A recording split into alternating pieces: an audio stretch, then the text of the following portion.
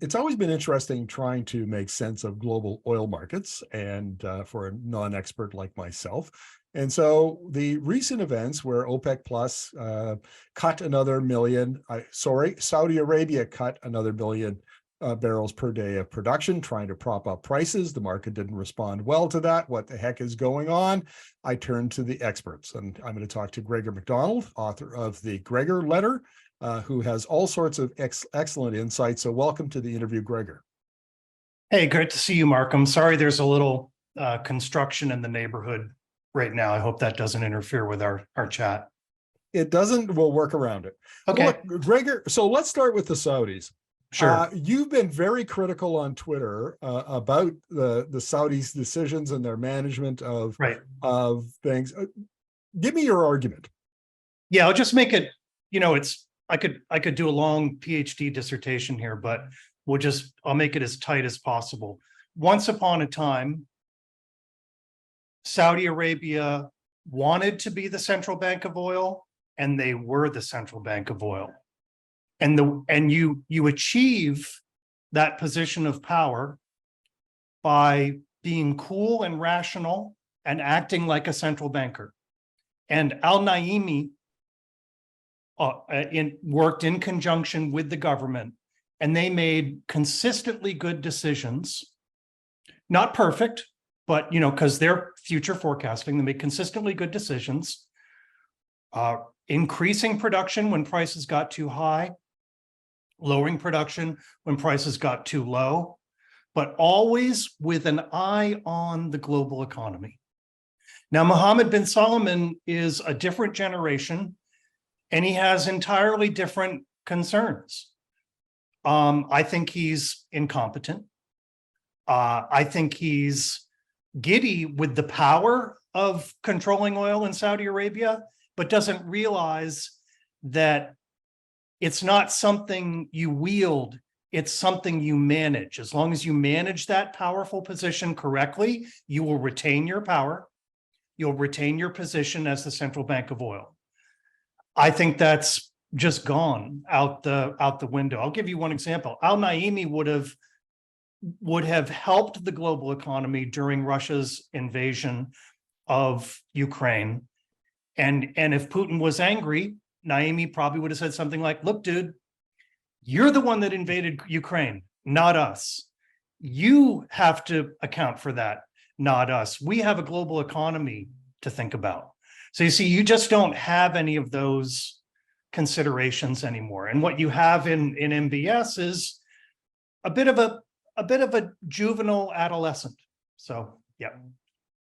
And there's a lot of talk about how the Saudis need $80 a barrel to pay for basically pay for their government budget.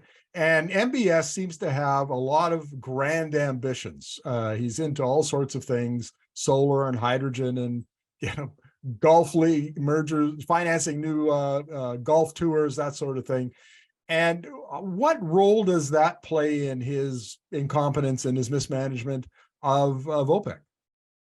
So the analysis that says OPEC needs a certain price or the countries need a certain price, that is a useful component of one's analysis, but it can't be the only thing that drives, OPEC policy. It's an optimal goal that you'd like to have, but you can't always achieve that. One of the ways you achieve that is you make sure that you don't destroy oil as a product in the market. You don't hit consumers with high oil prices when they're already high. You got to lower those prices so that they're not alienated. 2022 is going to go down as a disastrous year for oil and fossil fuels because it scared the hell out of Europe. And Europe said, forget this. We are going to do whatever we can to get off natural gas and to get off oil. So, yeah. Okay. I'm very fond of saying that for the first time in 125 years, oil has a competitor, and that's electricity. And how has the emergence of the widespread adoption of wind and solar, but particularly solar, coupled with energy storage now, and electric transportation, how has that changed the calculation that OPEC makes when it's trying to manage this. OPEC should have been thinking about that 5 years ago. They should have been thinking about that 5 years ago. They should, old idea in business, panic when your competitor just starts to get market share, right? You don't wait till your competitor gets 5, 10, 15% market share. Panic when your competitor just starts to get market share.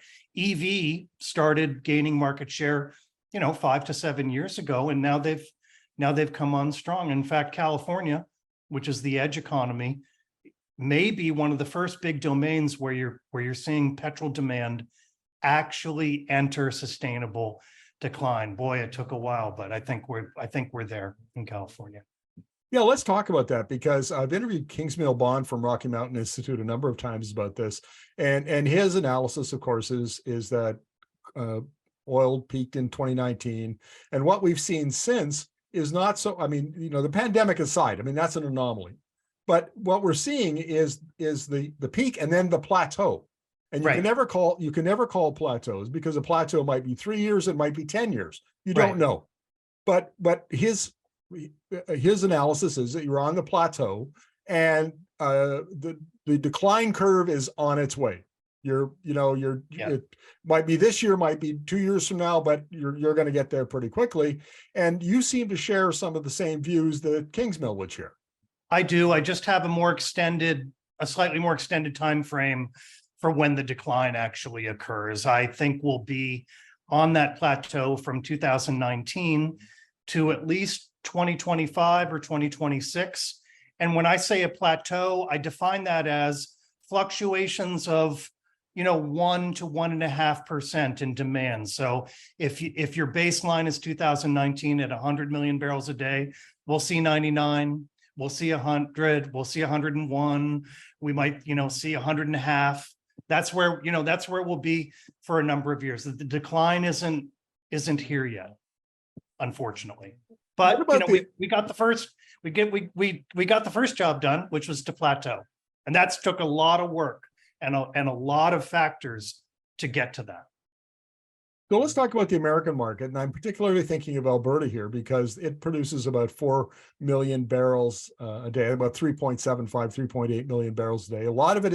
Most of it is heavy crude, and it only has one market, and that's the US. So we've already seen gasoline sales plateau. Diesel is a peak. Diesel is on its way to a peak. So are we seeing a major structural change in the petroleum market in the US, driven by decline in gasoline, then the upcoming decline in diesel? Will it be offset by aviation and petrochemicals? How do you see that all playing out? You can look at the chart of American petrol demand. It's been on an oscillating plateau for 15 to 17 years. If California has entered sustainable decline, which I think it has, that's your sign that the decline is getting close in petrol for the United States. Sales of internal combustion engine vehicles peaked in the United States in about 2016 or 2017. So that's about enough time for the ICE fleet to really slow down, but it's still there. And we're not a growth market. We haven't been a growth market for oil since 2006, okay? But we haven't been a declining market either. It's not like you're losing with the United States. You're just not gaining with the United States. So. Right, and there are lots of factors for that. So even though the fleet is now static, big shift to SUVs. So using more fuel to go the same amount of kilometers or miles, even with greater efficiencies, those kinds of things. But there's, in the last, say, 17 years, there's never been a competitor to begin whittling away at that demand. That's right. And now there is. And That's now right. we're seeing, I think, Bloomberg NEF, if I'm not mistaken, I wrote about it in a column today, but I think it was 20 EVs are set to be 26% of new vehicle sales by 2025 or 2026. Sounds about right. So it sounds like the next 2 to 5 years we'll really see the conditions where we can expect to see a decline start to Yes, happen? Markham, when I wrote that little ebook, Oil Fall, and I completed it throughout 2018, I said that one of the big things that's going to happen in this decade, where we are right now, 4 to 5 years later, is that when we get an economic rebound, the rebound will have other places to go than just an internal combustion engine. Now we get rebounds, and you get this buying activity in electric vehicles, not just here, but in China and Europe. And that's why it's too late. And that's why, Saudi Arabia needed to think about all of this in 2016 and 2017, and they didn't. So it's too late for them. Well, even the IEA, God bless them, the conservative and always behind the yeah. eight ball IEA, Yeah, right. it makes the point all the time that going forward, renewables will account for all of the growth in primary energy demand. And yeah, sorry, go ahead. well, that's the argument, right? Yeah. And then as solar ramps up, doubles and triples and quadruples the generating capacity globally, then eventually it will eat into that 80% that's, prime fossil fuels have been stuck at for a long time. And then fossil fuel consumption will begin to fall. And so there seems to be this, you mentioned in petroleum in the US, we're talking about renewables at the global level, but the idea is that growth goes to the new clean energy technologies. Yeah, I think the IEA's argument is on its strongest ground when talking about the power grid, right? So if the IEA is saying we're moving into a time when all the marginal growth in the power grid will be covered by non-fossil fuels, that's a pretty good argument. And I'm warmer to that now because we're actually getting a solar explosion. I mean, it melts your brain what's happening with solar globally. It's melted my brain. And I'm a guy with high growth cases, right? I'm like, if you want to find someone who's super optimistic about solar, come to me. And we're getting a forecast that's even, beyond that. I think the IEA is on not so on firm ground when it's all about all energy. We still have a coal for steel problem and a natural gas replacing coal problem, unfortunately. Yeah. Okay, well, let's set those aside because really we're talking about oil here. That's how we got started on this interview. Yeah. And it seems like you're arguing that the growth in transportation is going to come from electric. I think so. Yes. We came across a Reuters story a couple of months ago that said between now and 2030, the automakers, and I mean in the largest sense, people who also make buses and heavy duty trucks, that sort of thing, but all electric transportation writ large, the industry is going to spend $1.2 trillion between now and 2030 to switch over to electric. Okay. And that's a lot of money. That's a tremendous amount of money going into plant, going into infrastructure, going into supply chains. And I think that for me, more than anything, it's follow the money. Well, where is the money going in transportation? It's all going to electric. And as I say to deaf ears in Alberta all the time, your customers are talking to you.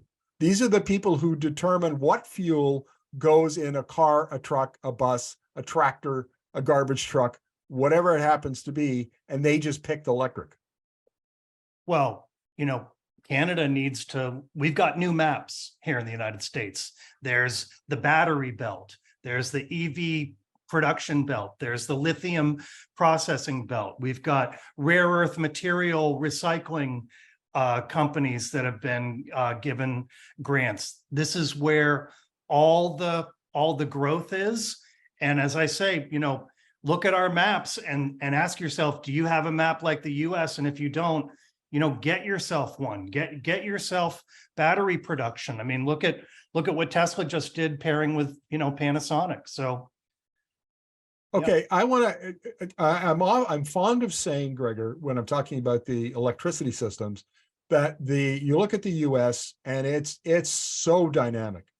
I mean, what the US has done in the past 3 to 4 years in terms of beginning to modernize its grid and invest in distributed energy resources and upgrading trends, all of that stuff, it's so dynamic compared to what's happening in Canada. But now what you're arguing is the same dynamism has now come to the auto industry. And we don't see that in Canada. We see a little bit of it in Ontario. And and this is interesting to me. I've had some economists push back and say, oh, no, we shouldn't subsidize battery plants. You know, we should spend that on healthcare. Well, look, if you're not investing in the clean energy, in the industry of the future, then you are going to get left behind. I think Canada has learned, we would think we would have learned that lesson, but apparently we haven't. So give my listeners a sense of just how dynamic capital investment, plant building plans are in the US in the auto sector. Well, that's tough to describe. Essentially, what's happening is what the investment and infrastructure professionals have been talking about for 2 decades. And essentially what's happening is the US government is acting as the catalyst, the backer of the seed. It's actually acting as like a venture capitalist. And it's saying, we want to throw money at all of this.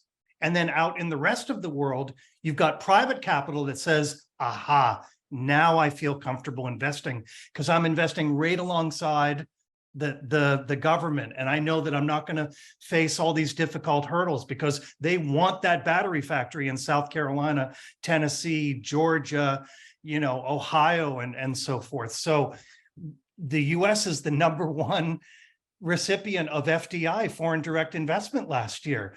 I don't think the US is good in that rank, but it hasn't been #1 in a long time. So the money is pouring in because it's not an illusion. It's real.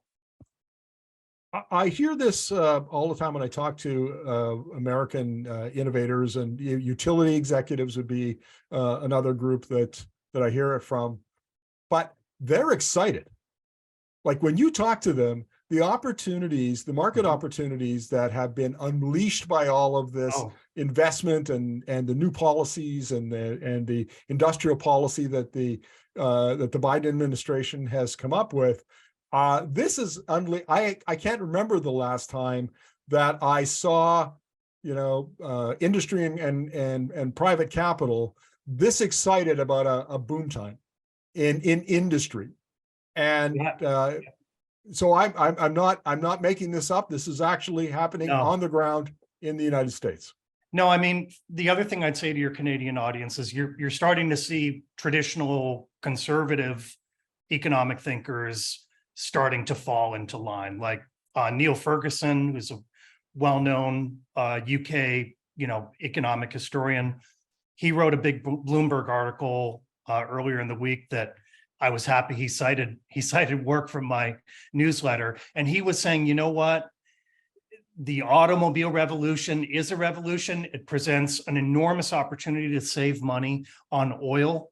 And we should probably take this more seriously. He was sort of like, let's stop all the ankle biting and sniping about it. That this represents a big gain. As I like to say, Markham, energy transitions are wealth creation events. You've got a lot of conservatives who think it's a wealth destruction event. No, they're always wealth creation events, always, because the new energy is cheaper, better, faster. If it's not cheaper, better, faster, no transition. You're not going to get a transition. So it's cheaper, better, faster. And so it's going to be a wealth creation event. And I think a lot of these guys who are just so concerned about, and they're crying over the future lack of growth in oil. So what, man?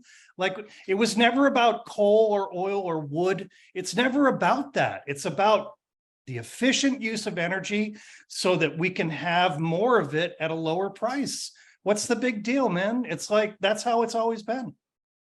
Well, it's the problem with incumbents. But here, yes, I want to point out an irony to you, Gregor, is that in Western Canada, which is, basically the wheat belt and the grain belt of Canada. Yeah. 100 years ago, it was farmers who led the energy transition. They were the ones who were buying tractors, and Mhm. then a couple of years later they bought a combine, and then Right. they bought, you know, a 3-point hitch, something with a 3-point hitch, so that they could use other implements with it. And then they got a tractor with rubber tires and a bigger motor. All of that was driven by farmers, and here they are now, 100 years later. They've become the incumbents, I know.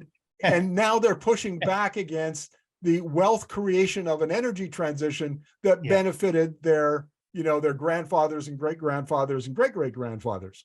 So to me, there's a certain irony in that. What can I tell you? Yeah, I mean, I like to joke. Imagine standing on the street corner in Manchester, England, in 1815, and saying this whole thing with coal is that's not going to work out. We need to stick with wood, even though the forests are disappearing. What's so great? What's so great about coal? It's the same thing today. It's like, oh, I can't believe we're going to give up oil, for electricity. Yeah, we're going to give up the 50% loss that you get for every dollar you spend on oil. 50 cents of it goes up into the atmosphere as heat waste. Okay. So we're going to claw that back with electricity. What is the problem? Well, you're being generous. I think the loss is more like 65, 70, Well, you 75%. may, yes, you're right. Yeah. Yeah, it's much bigger. But let's get back to oil. We'll finish up our conversation with Sure. oil. So the American shale revolution that started in 2008 is changing. The industry is maturing. It's a lot of its tier one properties have Yeah. now been tapped. It's not scheduled to, or not forecast to, grow much. What's going to happen to the shale revolution? What's going to happen to those heavy oil refineries? There's 5.5 million barrels a day of heavy crude oil refining capacity that Alberta supplies about 3.5 million of that. So it dominates that particular market. Are we going to see prices fall?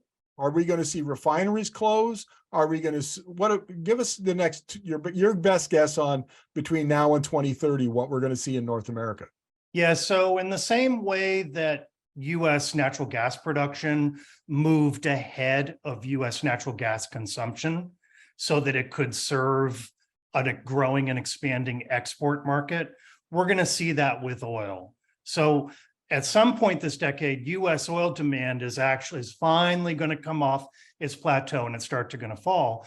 That won't stop U.S. oil production from being, either maintaining its current level or slightly going above its current levels for export, as long as somebody somewhere in the rest of the world is growing their consumption. Now, when it comes to price is going to be, well, I'll make it simple. I don't believe that there's anyone who has the trading experience that can successfully trade price from this point forward. I've kind of written about this just in the last week or two. It's going to be impossible because the various forces coming at you from different directions, you just cannot interpret what those forces are. Price is actually going to be firmer than people expect because the industry has discipline, okay? The industry does not want to overproduce. So it's going to be firmer than you expect, but it's going to also be more volatile than people expect because demand and supply are going to be too tight. It's not a depleting resource. It's a resource for which there is depleting demand growth, right? And that makes for just an impossibly tricky thing to try to trade. So one advice I have is don't try to predict the oil price. Don't try to trade the oil price.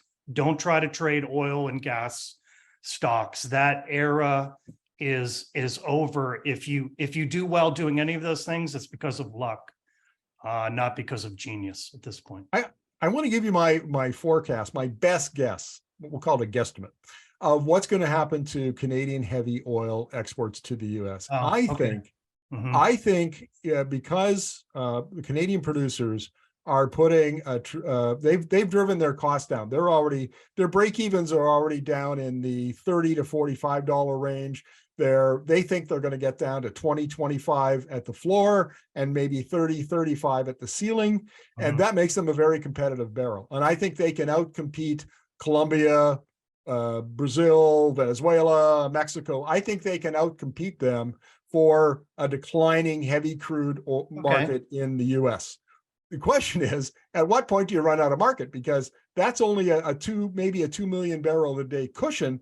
And now then you're getting into their bedrock market, their bedrock demand for that heavy crude that comes out of the oil sands. And then at that point, then they're going to have to cut back production because they haven't got enough shipping capacity to the coast to get to other markets. Yeah, I mean, Canada's been drafting off of the expansion of export capacity in the Gulf Coast of the United States. So remember when Canada went through this whole thing, we're like, should we build LNG terminals, or where should we build them? No, we're not going to build them. It didn't matter. We built them. So you have price convergence, right? Because now it's not just American natural gas, it's North American natural gas. The same thing with oil. So I think, we're already converting really into less and less of an oil consumer here in the United States and more of a petroleum product exporter. It's like we've got this industrial base that turns all types of crude oil into products. That's what we're really gaining expertise in now. And we're going to keep doing that as long as the rest of the world keeps demanding oil. But as we discussed already, I don't think global oil is going to increase again on any sustainable basis outside of that plateau. Yeah, so I think that the takeaway from this conversation is that there's a lot of balls in the air right at the moment, and it's hard to say exactly how all of those, which ones we're going to drop, which ones are going to stay in the air, how that's going to all play out. But the arc of the market, the arc of demand, the arc of the technology and prices is pretty clear. And the only question now really is pace, and when we get there, and where even 3 years ago we were talking about these kinds of things happening in the mid 2030s. Now we're talking about the mid 2020s. It literally is right around the corner. And this is an industry that requires, 5 to 10 years to build anything or plan anything. And now we're talking about 2 years, 3 years to fundamental structural market change. If I was advising the Canadian national government and possibly a provincial government or two, I would say very sincerely and in a very friendly way, as I'm a friend living next door, I would say, if you agree that OPEC and Saudi Arabia didn't react soon enough 5 to 6 years ago, then you have to consider that you're not reacting enough for what's going to happen over the next 5 to 7 years. So I would really encourage Canada to start reacting to what's coming and to stop pretending that it's not. Well, on that note, Gregor, if you say that in Alberta, you're going to get called a communist. Sure, why not? But I'm a capitalist. I know, but this is not a rational conversation with the folks who are going to call you a communist. Okay. Well, look, Gregor, thank you very much for this. It's been very insightful. Thank you again, Markham. Nice to see you.